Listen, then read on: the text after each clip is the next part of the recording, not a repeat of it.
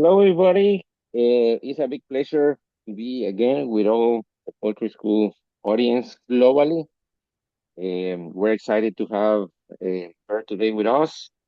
As always, this webinar is going to be recorded and then it's going to be accessible in our YouTube platforms.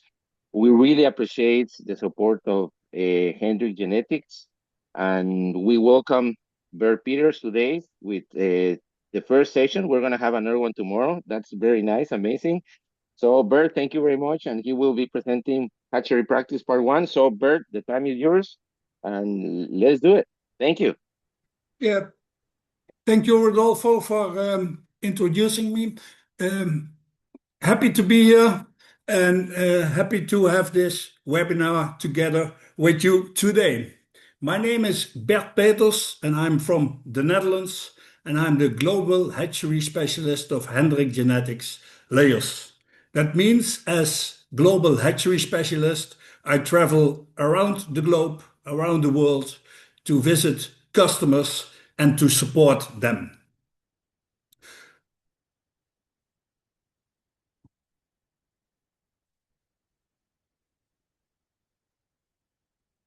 Waiting for my next slide. And there it is. So, as a global hatchery specialist, I visit a lot of countries and a lot of customers, and I see a lot of hatcheries. I meet a lot of people, see quite a lot of different processes in each hatchery, support the customers with technical support, and doing trainings.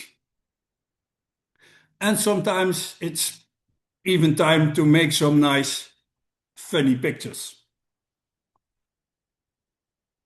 But today, as Rodolfo said, it's hatchery practice part number 1. Today, we will spend some time on hatching egg management and biosecurity. And tomorrow we will have hatchery practice part 2 with different topics. So first topic of today will be hatching egg management and with a lot of examples what we will see in the field. So with a lot of practical experience. So the part of hatching egg management will be the proper cooling down of the egg after oviposition. We spend dirty eggs, egg transport, fumigation, egg storage, and preheating will be mentioned as well. So first, it's very important the cooling down of the hatching egg. At the moment of ovulation, when a yolk is relieved, then it will be fertilized. Then it contains one cell. After traveling 1 day to the mother hen, which is 40 degrees, the development of that one cell already start. So during the 1 day the egg is spending in the mother, the cells are developing. At the end of oviposition, there will be below 30,000 cells. And that's not enough for storage conditions. So we will have the stage of oviposition, when the egg is laid, then we have below 30,000 cells. That is not enough to store these eggs. Because you can imagine during storage of hatching eggs, the number of cells are slowly reducing the longer we store eggs. So at that stage, the eggs are not suitable to store yet. We need some more development of the number of cells. And the best is that after 6 hours, we will reach the point of physiological zero when the development is stopping. So we need some development of 6 hours before we can store the egg properly. When the cooling down will be done in 6 hours, we have between 30 and 60,000 cells, what is suitable for egg storage. The next stage, when the development is going on, so if we don't stop after 6 hours, so after 6 hours the temperature is still above 25 degrees centigrade, then the development goes on, and then the cell migration will start, and we will reach the point of no return. We cannot go back. The development is already too far, and we cannot store the eggs anymore. If we store these eggs, this will cause some early embryonic mortality. So we come up with some examples. This is how it should be. In 6 hours, we will reach the point of 25 degrees when the development will stop. This is optimal for storage conditions for the hatching eggs. But in practice, when the cooling down is going way too fast, for an example, when it's really cold in the farm, the eggs are cooling down way too fast. So for an example, in 3 hours, we already reach a point below 24 degrees. So the development was maximum for 3 hours. So 1 second, please. Yes.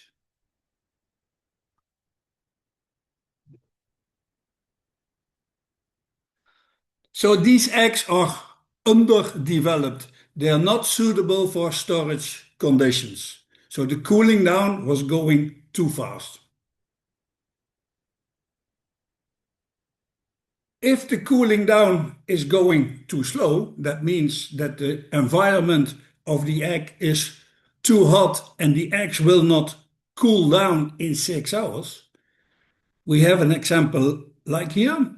There we see the red line.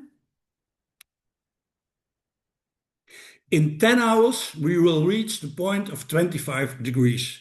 That means that the development was there for 10 hours, and that is too much. As I told before, then we will have an overdeveloped embryo, what already the cell migration is already starting, so we cannot stop anymore. So we should take care that the cooling down of the egg will be done in 6 hours for perfect storage conditions. Then the next point, it will be dirty eggs.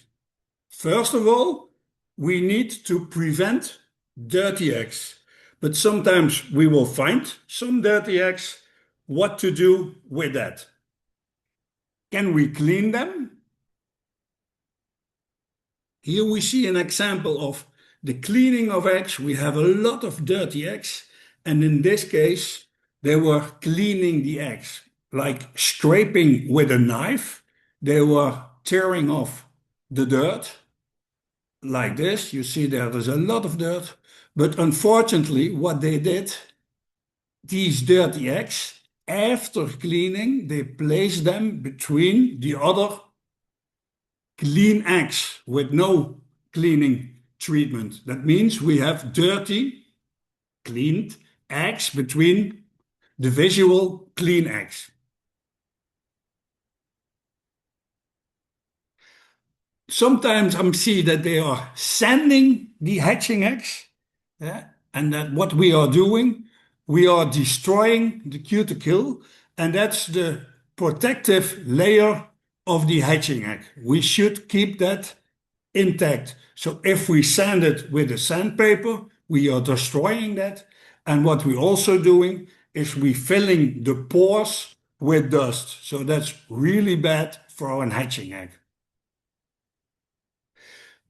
If we have a dirty egg, a floor egg, it's coming from the mother hen and it's around 40 degrees centigrade warm. When we look at an egg really closely, we see that the eggshell contains a lot of pores. And outside a dirty egg, there is a lot of bacteria. So when the egg is cooling down slowly, that means the inside of the egg, more or less, it's shrinking. So the bacterials are penetrating into the egg. So the harm is already done. The egg is contaminated. We can clean it from the outside, but it's still a dirty egg with bacterials inside. Here we have a file, a graph for hatchability. We see a decline of hatchability for dirty, sanded, and wiped eggs. If we look at the dirty eggs compared to the sanded or wiped eggs, we still see that there is a loss of hatchability. That means it doesn't actually matter if we wipe them, sand them, or if we set them as dirty eggs. Also, keep in mind, be aware, if we incubate dirty eggs, this will cause first week mortality of your chickens at the farm. If we have, you see the first one, clean eggs, we might have a first week mortality of 1%, but if we have dirty eggs and floor eggs, the chance is that we have more first week mortality is much and much higher. Be aware when you set dirty eggs. So first of all, we're not going to talk about that today, but we need to prevent floor/dirty eggs. Cleaning eggs, most of the time it's done improperly, and then for me, it doesn't make any sense to clean eggs. Preferably, I say, as a hatchery man, do not set these eggs, but in practice, they will be set because the eggs are needed. Very important, if you have dirty eggs, always keep them separated. Set them on the lowest trays, settle trays in the settles. So if they will explode, that they don't contaminate other eggs, but keep them separated in the complete incubation and chick pulling process. That means in settle, you keep them separated on the lowest trays, but at transfer, you transfer them at the latest moment when all the clear eggs are already transferred. Then you transfer the dirty eggs. Also with pulling your chickens, first pull your chickens from your clean eggs and then pull your chickens from your dirty eggs to avoid any contamination. Because dirty eggs will cause reduced hatchability and they will have higher first week chick mortality. When the eggs are laid and stored at the farm, then it will be time to transport them to the hatchery. In all my visit, I saw different, let's call it egg transport vehicles. It can be a truck, it can be even a bigger truck, it can be with a tractor. There's another tractor. Here it's rebuilt, like a caddy. There's a little house on top. Another truck. Even I saw them transported with a tuk-tuk and a home-built motorcycle with a transportation on it. We can transport and collect the eggs in different packing systems. What you see here, they are packed and transported on dedicated trays, pallets, and plates in between. That's a very stable system. With these trays, we also have quite good temperature distribution. There is some space between those eggs.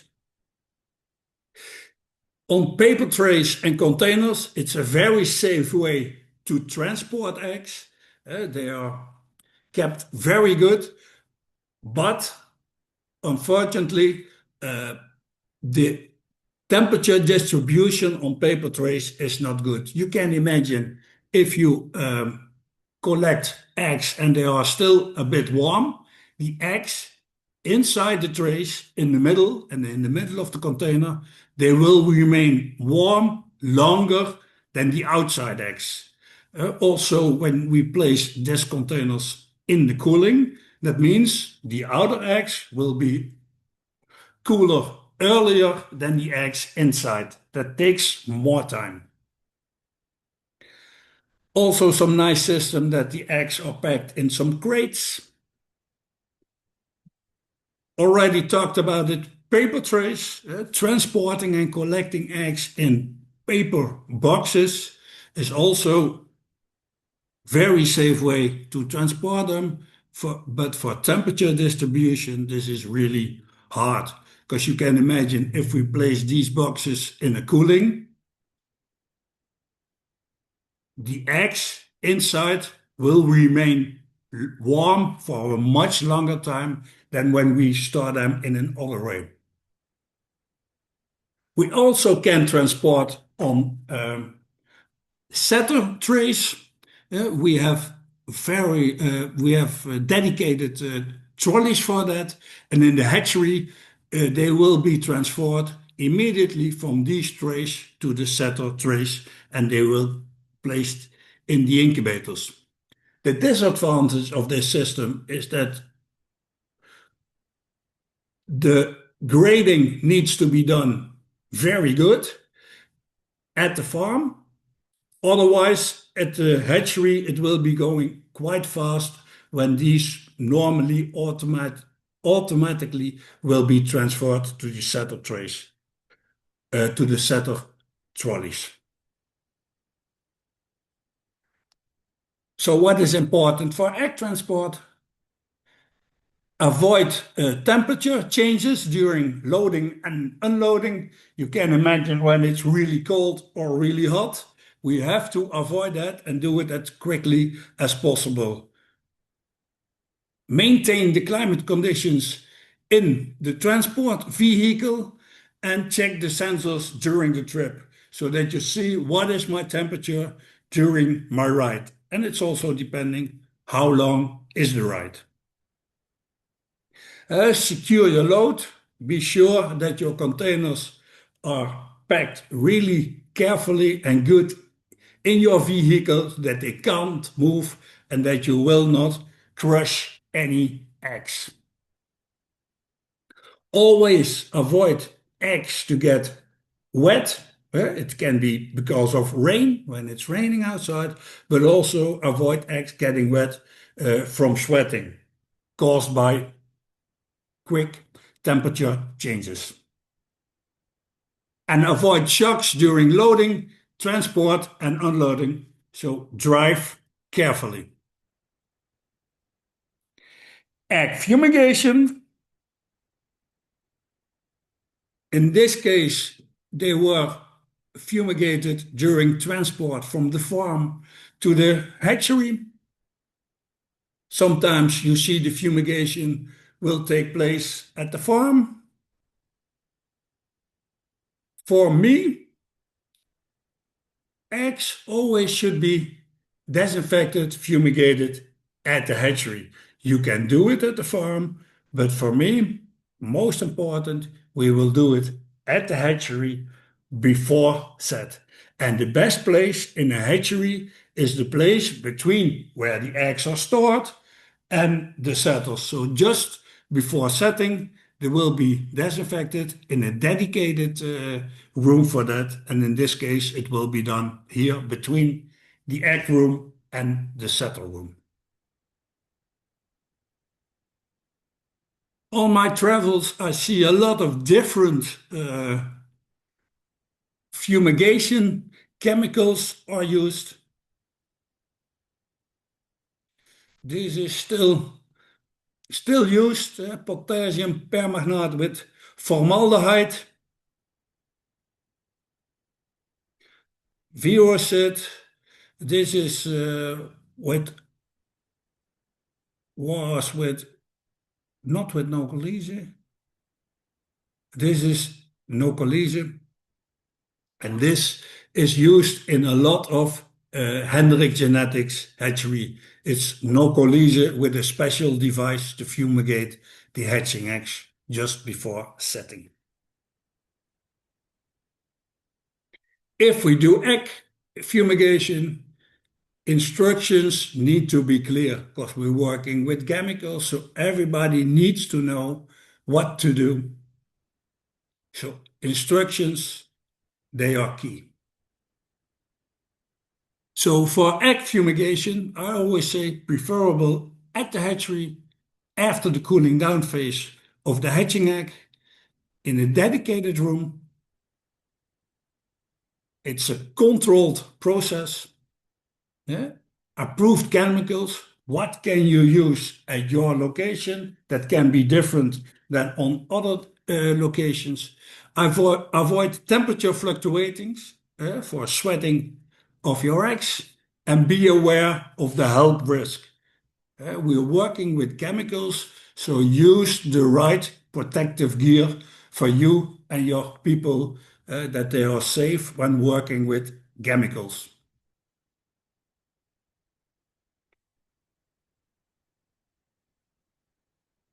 Egg storage. In general, eggs will be stored depending the size uh, of the delivery you have to do. So if we store eggs, if we need more eggs, we need to store them longer. So we need to have a good egg storage to lose as less as possible good embryos, what can be turned into a good chicken. In general, it's known without any treatments, the longer we need to store hatching eggs, the better is to store them colder. So the colder we store them, the longer we can store them. Egg storage. I always say never store any eggs on the floor. But in practice, I see something quite different. Eggs are stored on the floor, on the floor, on the floor, on the floor, on the floor. And believe me, I have much more examples, but these are just some pictures I would like to show you from the field.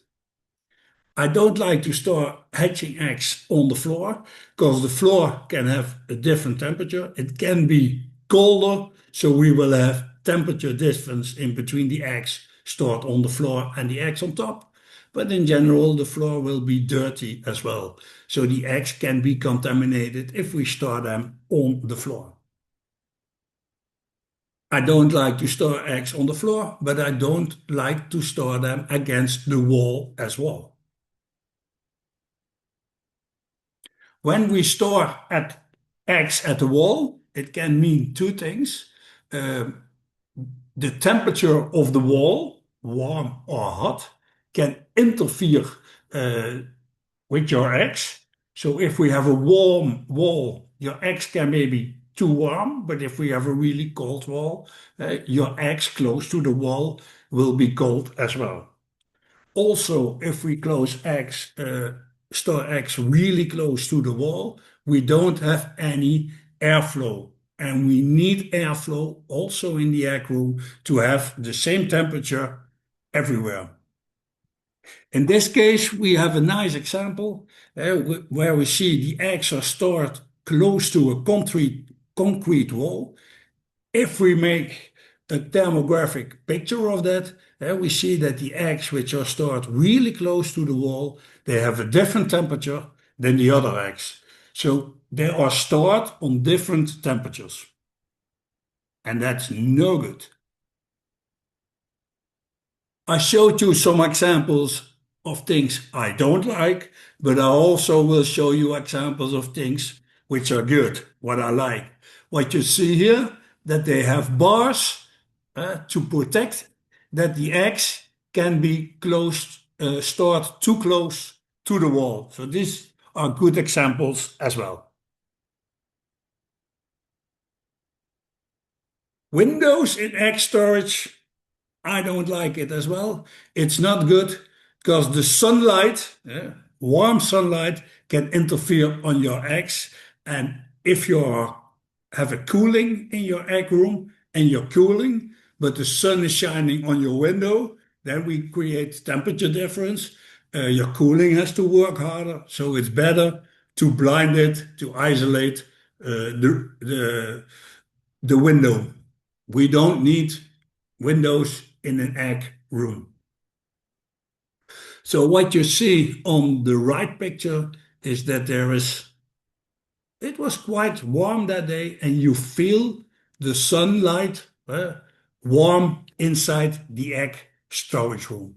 So you see that the eggs on top, they were warmer than the eggs on the bottom caused by the sunlight. We need good airflow in an egg room as well. Circulation of the air is key for equal storage temperatures. Uh, if we have good flow, then the temperature in the egg room can be more or less on every spot the same. Also, again, a nice example with a thermographic photo. You see on the right that all the eggs from this view, they had the same temperature. So that's really good. We see some differences in the field as well. The airflow should always be over the egg. You can imagine if you blow cold air directly on your eggs will be too cold.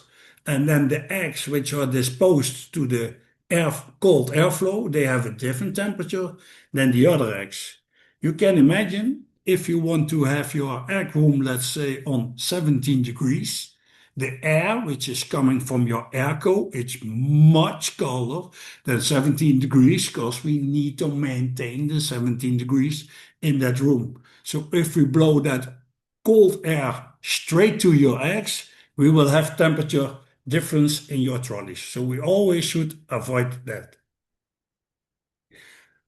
And we can help a little, we can guide the airflow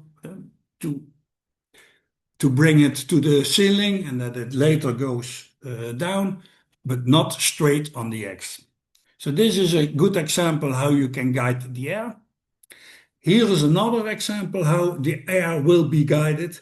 You see there is a plate hanging before the air conditioning, and we think that's a really good idea because the air is not flowing straight to the eggs. But there is the famous thermographic picture again. And when we look, the air is coming from the airco, it's going to the plate, then it will be guided down, and from there it will go to the eggs. So what you see is that still really cold air is going straight to the eggs. It's guided differently, but still the cold air is going directly to the eggs. And you see with the thermographic picture that there is quite a big temperature difference between the eggs which are on the bottom in the airflow. They are colder than the eggs which are on top. Air circulation in the egg room is key, as mentioned before. To avoid that air is going directly to your egg, if you have some ceiling ventilators, we also always should take care that the air is not directed straight on the eggs. So it's better with some ceiling vents that the air is going up to the ceiling and then divided slowly to the room. Also important is where is your temperature sensor? And we want to have the temperature of the eggs, and we don't want to have the temperature of the wall where are not eggs stored. Sometimes you see the sensor on the back of the air conditioning. That means the temperature on the back of your air conditioning is different than in your egg room. So your sensor said, I have the right temperature, but your eggs have different temperature. So preferably your sensor and where you measure the the egg temperature will be between the eggs. So here we see the temperature, what we control is where the eggs are and not on top where are no eggs. So this is what I like to see, and that's good. If we have an air conditioner, maintenance is really important. Here you see some bad example. The coils, they are blocked. That means the working of your air conditioning is very poorly because yeah, it's all blocked, so it will not work properly. But also, uh, it will be blocked with dirt. So every time when there is air passing the dirt, you're contaminating your room. So be careful with that. Clean and maintain your air conditioners. And here we see that the guidance of the air conditioning is gone. So there is just blowing air somewhere. It's better to guide it to the correct place. We also see eggs stored in boxes. Then we place the eggs from the farm. They're still a bit warm. We place them on paper trays in boxes. And you can imagine what it does if you will place these eggs in your cold room. It will take a very long time before the eggs inside will have the right temperature.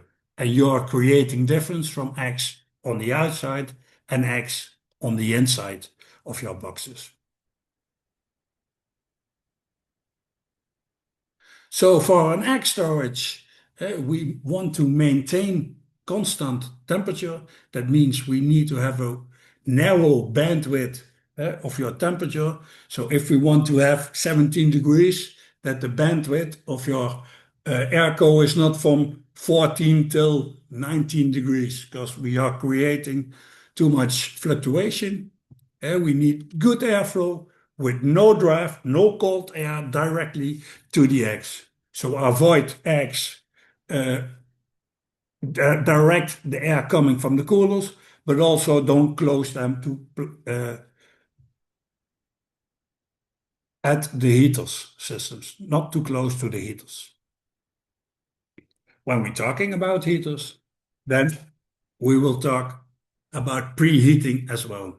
When we will start the incubation, it will be good if we do a proper preheating for the hatching eggs for the start of incubation.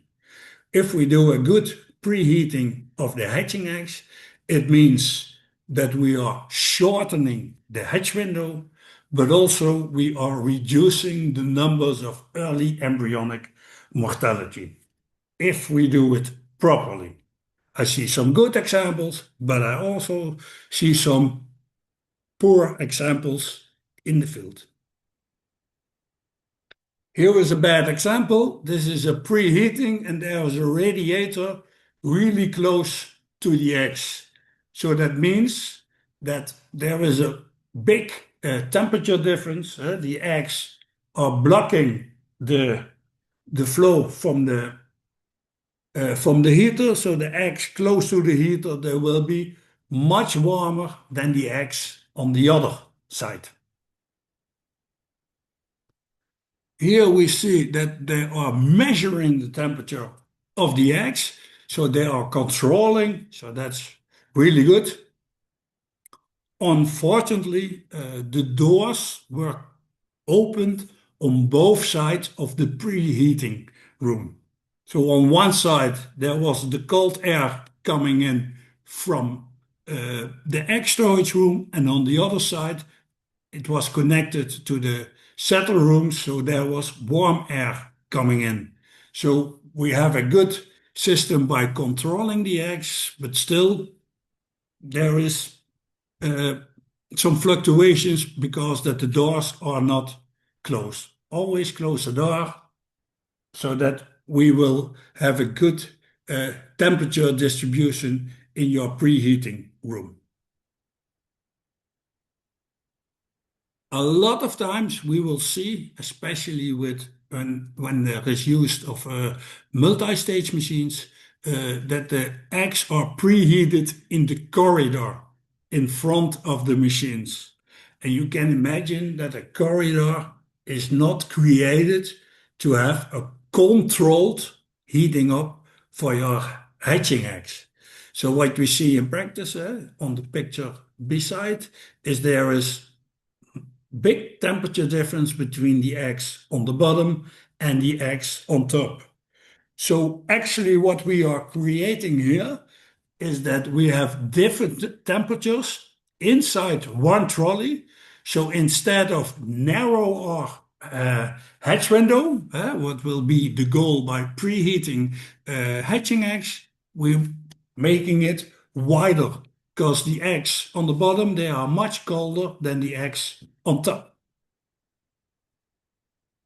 Another example of preheating in the corridor, all the eggs are waiting when they are on temperature to go into the incubators and to start the setting process.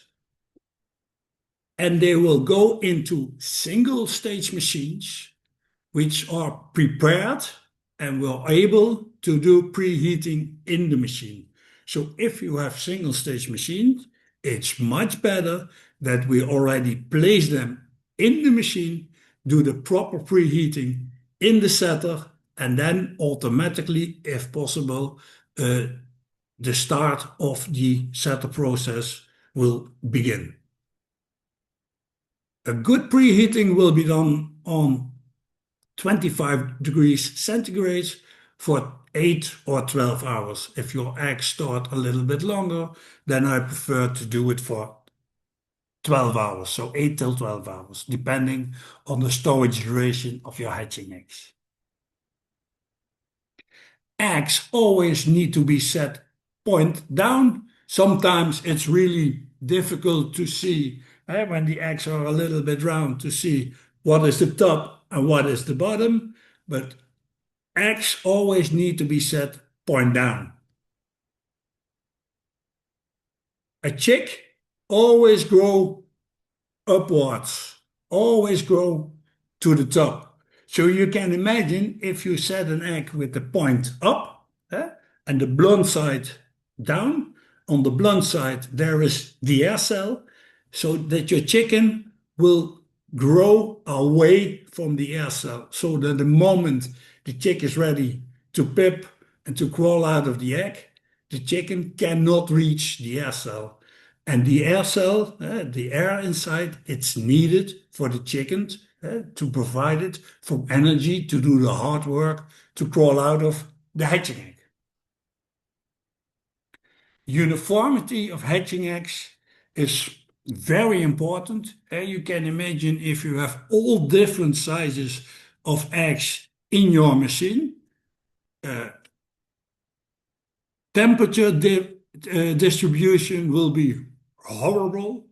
So you don't have equal temperature distribution. The question is also why do we have that big spread of small and big eggs? So that's the first thing you should look about. But keep in mind, if we have an egg and we have smaller eggs, the bigger eggs, they have more surface. So they are much easier to cool down with the air than the small eggs. So in general, what you see, if you have some small eggs between bigger eggs, you will see that these eggs will be overheated.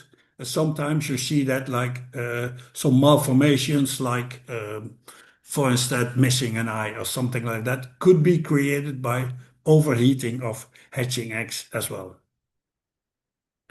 So a take-home message from the hatching egg management. You saw some examples from the field. Good hatching egg management is key. It's very important because if we have some abnormalities, this will cause early embryonic mortality. And a lot of times this is confused with low mortality. if we candle these eggs, we will see that these eggs will be clear. And then we think, oh, fertility is not so good. But when we do a breakout and we will open these eggs, you see with a lot of eggs that there was development. That means these eggs were fertile but died in a very early stage.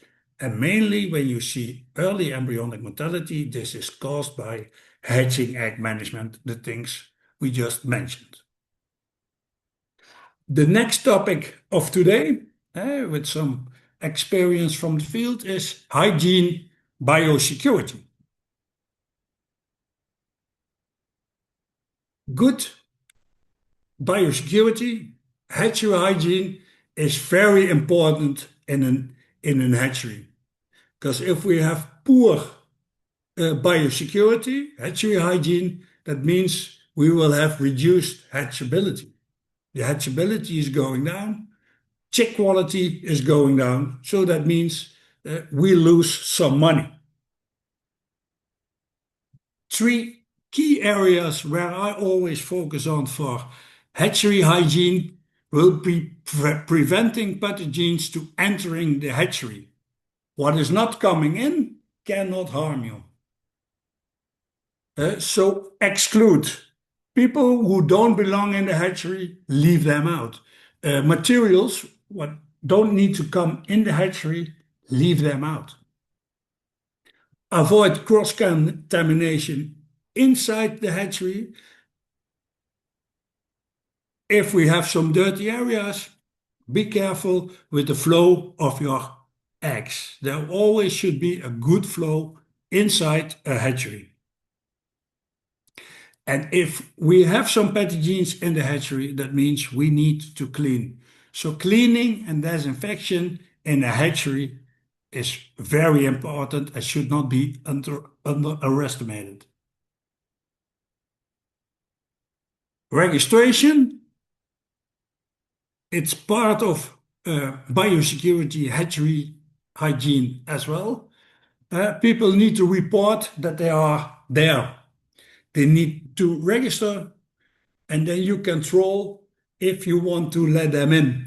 If you see that they were on an other farm, which is doubtful for you, you can say, no entrance, we will exclude you.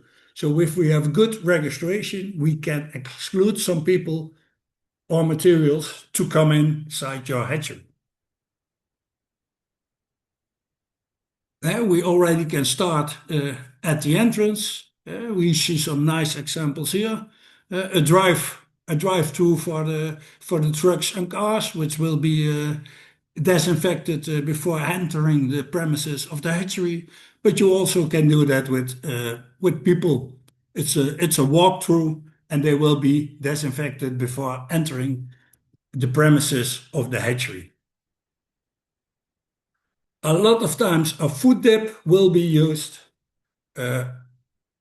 but we need to keep it clean. When it's dirty, it doesn't make any sense. Bad examples also show you a good one. On the left side, the water, including disinfectant, was really clean and refreshed a couple of times per day.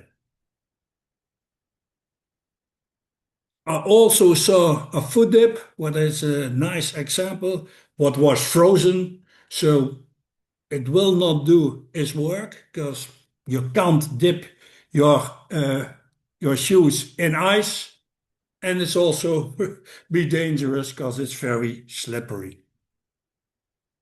So food dips need to be clean, otherwise it's contaminating instead of disinfection.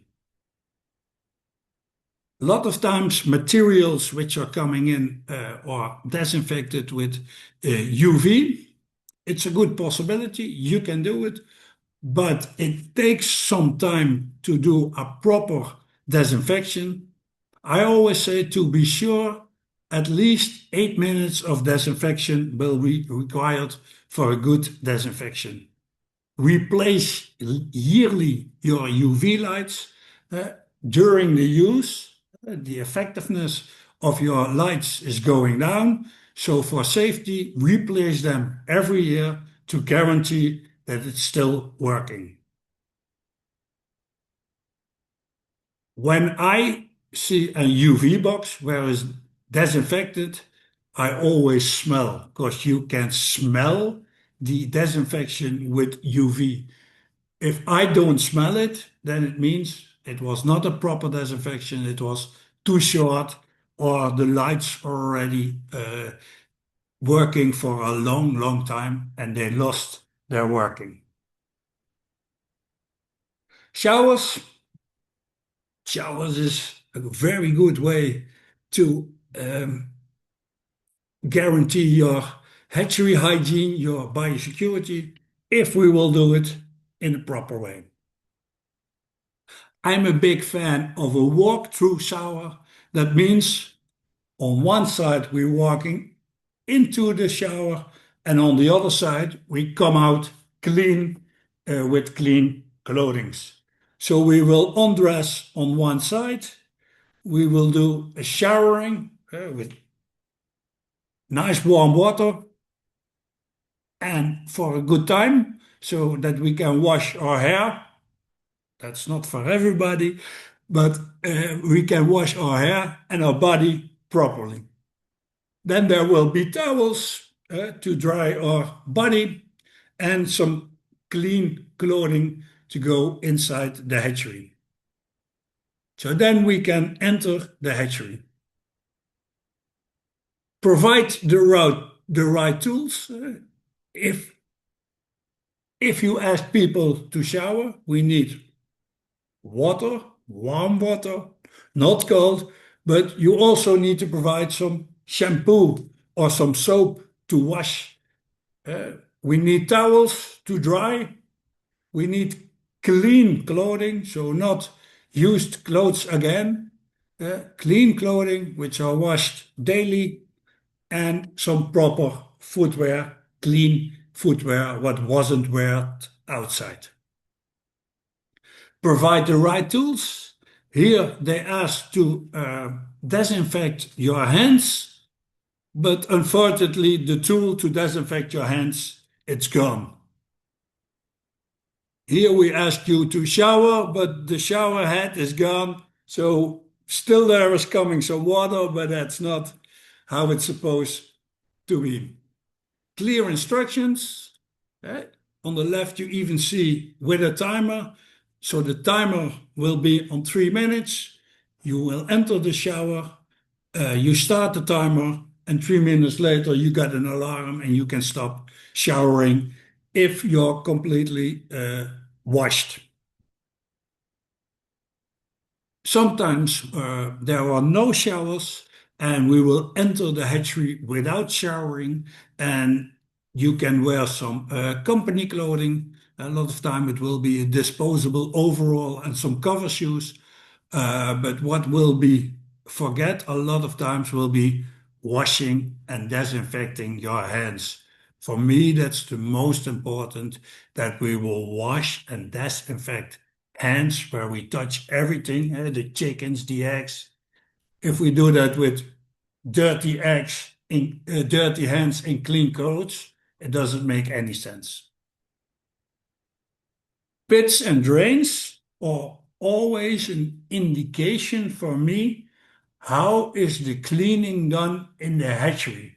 If your pits and drains are looking very dirty, then I have my doubts for the rest of the hatchery as well. Unfortunately, we will see that in the field as well. Here is not even a pit inside, so it's only a hole in the ground.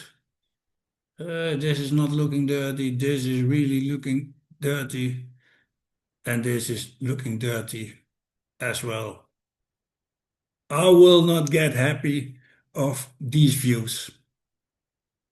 You can imagine if your pits and drains are clogged, if the water is not running away.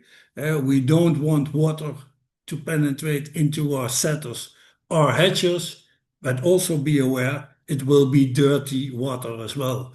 So it will affect your incubation procedure, but also it can contaminate what is in your incubators. Good examples, bad examples. This is an example of a very nice, clean pit. The rest of the hatchery was the same. So it's a good indication for me. Look in the pits and drains. How's the rest of the hatchery? Preparation of the vaccine. I think that should always be done with clean water, what will be refreshed every time in a dedicated room. This was done in a canteen where everybody is eating, but I also see it between the chickens in the chick room. So a dedicated room for vaccine preparation is a must for me. A lot of different procedures done everywhere. And a lot of times, and I always will be happy to see if there are the right instructions so that it's for clear for the people who need to do it, what to do. They usually know what to do, but an indication from clear instructions, it's good to me. Vaccination. Sometimes I see that we push some needles into the bag. I don't like it because air from the room can penetrate into the baskets and to the sacks, and you will vaccinate that into your chickens. Now we come to a topic what I see in every hatchery all over the whole world without any exceptions from one hatchery. I always see doors open in a hatchery, and I don't like it, and it's not good.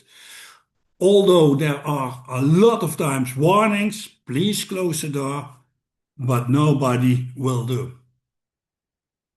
In the Netherlands, we have a phrase, and that says, "Are you born in the church?" That means the door of the church is always open, you're welcome. So if you are born in the church, that means you don't close any doors. But I see it everywhere, and I could have a presentation for the rest of the day with all doors which are open in all the hatcheries I visit.